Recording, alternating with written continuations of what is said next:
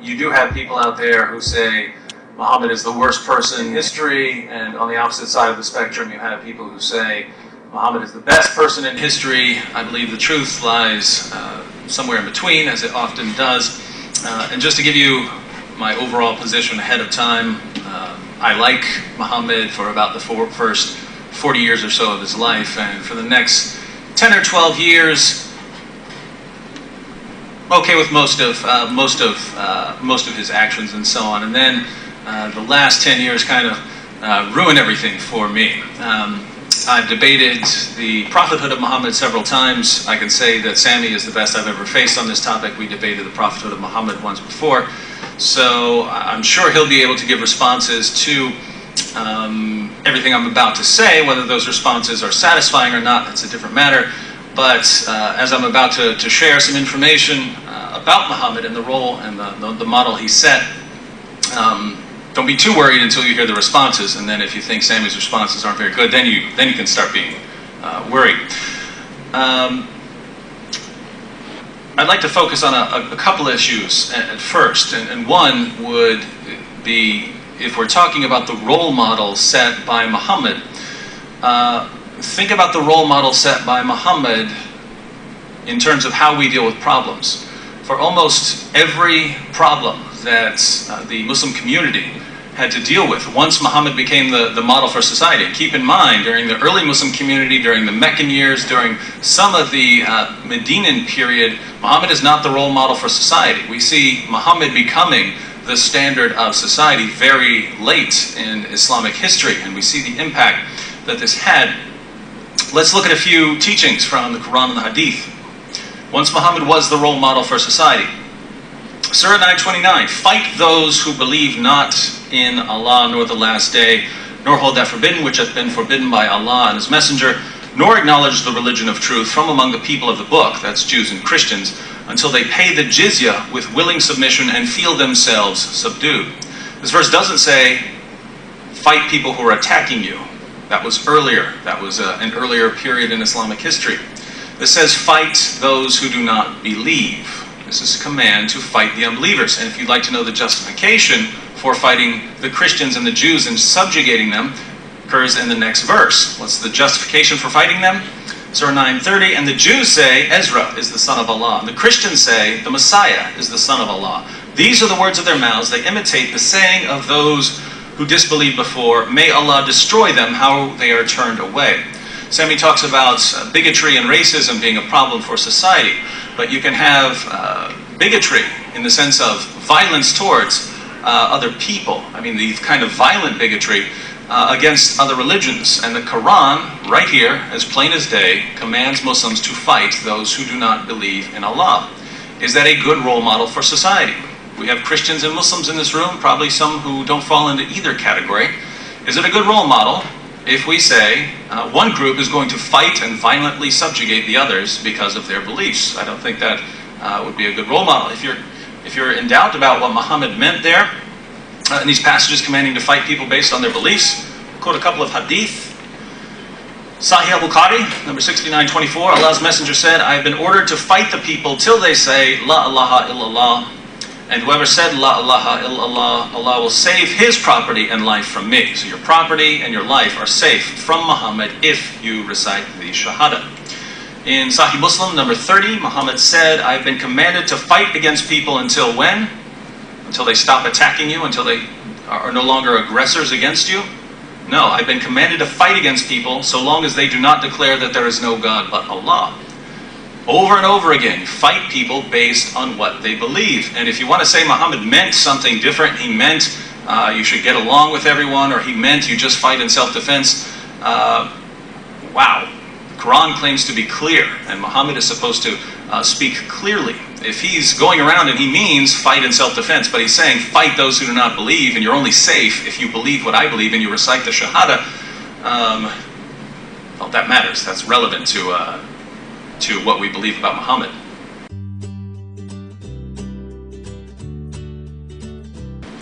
Now, the actual historical context, let's read it. This comes from Ibn Kathir. Allah Most High ordered the believers to prohibit the disbelievers from entering or coming near the sacred mosque. So polytheists were no longer allowed near the sacred mosque, but Mecca got a lot of money from the pilgrimage to Mecca.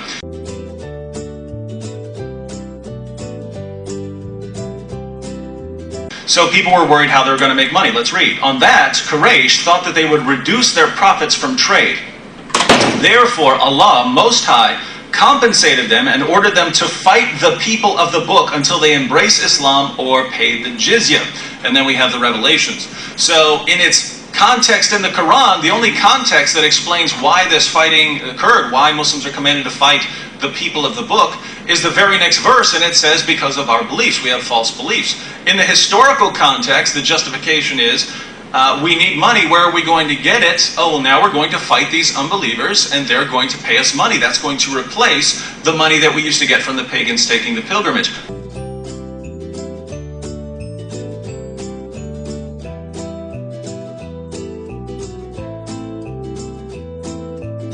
That the hadith, the numerous hadith, where Muhammad commands his followers to fight people until they recite the Shahada, he says, well, you know, that's in the context of war. Again, I would say Muhammad is very unclear in what he's saying. If he really means, let's go fight people in the context of war, why not say, let's fight people in the context of war? Why say, I'm going to go out and fight people until they recite the Shahada? And they're only going to be safe. People are only going to be safe for me if they do.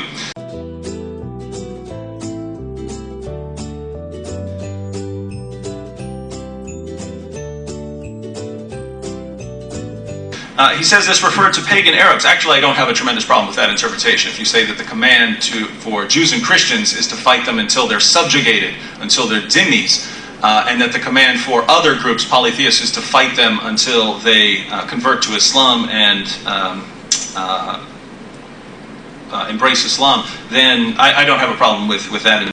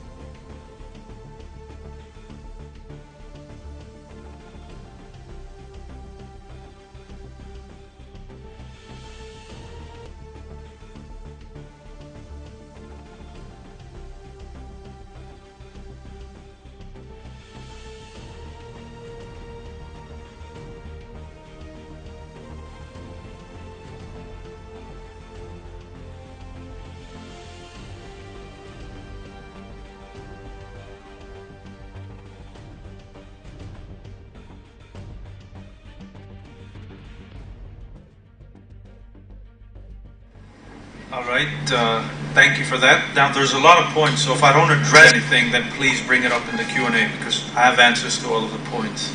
Alright, so let's start with the first point he made, which is 929, Surah 929. Fight them until they all believe, and subdue them and make them pay the jizya. Now this verse was revealed in a specific context, and now this is not even me talking, this is what even Islamic scholars teach, so I'm not just talking from myself. This verse was revealed during a time when the Prophet Muhammad, peace be upon him, was sending out messengers and ambassadors to the northern Arab states, which were basically under the Byzantine Empire, who were Christians. And so what did they do? They killed those messengers. Now, think of it this way. Let's say America sent a diplomat to Iran, and Iran killed that diplomat. What do you think would happen? There would be a massive war. And so that's what happened. Then you also had another incident, which was the campaign of Tabuk, which again is in northern Arabia. The Prophet Muhammad got intelligence reports that the Byzantines were planning to gather at the north and to invade the Arabian Peninsula. So after all of these hostile and provocative acts by the Byzantines, Surah 9:29 was revealed to fight these people. Muslims now had the mandate to fight back and to also defeat the Byzantines. So that is the context of Surah 9:29. It was revealed in that specific context, a context of war and battle. And then the second point about, he brought up hadiths where the Prophet said, fight the people until they recite the Shahada. Fight everybody until they declare the Shahada. Now, why do we know that his interpretation is wrong? Forget about anything. Look at the ground facts. The Prophet made treaties with Christians. There were Christians living under the Prophet in northern Arabia. They weren't declaring the Shahada. They were declaring a Trinity, and yet they were not being fought. So obviously there is more to it. So these hadiths, as even the great Islamic scholars have said, Ibn Taymiyyah, and Ibn Taymiyyah is considered like an extremist scholar. So what did he have to say about this hadith? According to him, this hadith is about fighting back. It's about a war. What about Imam Nawawi? Anybody who knows scholars will know Imam Nawawi is a great Islamic scholar. And according to him, this verse or these hadiths were referring to the pagan Arabs. It is not a general mandate. And secondly, there is a verse in the Quran that is actually quite similar to these hadiths. It says, fight them until there is no more oppression and all faith is for Allah. But now if anyone reads that verse, the context of that verse was referring to the pagans, was referring in a context of war. And that verse is identical to this hadith, and that verse was revealed in a context of war. So there's more to it. And again, you can ignore everything I said, but you can't ignore the fact that there were Christians living under the Muslims. So obviously they didn't fight them until they all converted. I mean, some of the oldest Christian populations are located in Muslim countries. Some of the oldest churches are located in Muslim countries. I mean, outside Israel, the second country with the most Jewish sites is the Islamic Republic of Iran, who according to some people is Nazi Germany, yet they have the second largest Jewish population there, and they've been there for hundreds of years. So obviously, it's not as simple as he's making it out to be.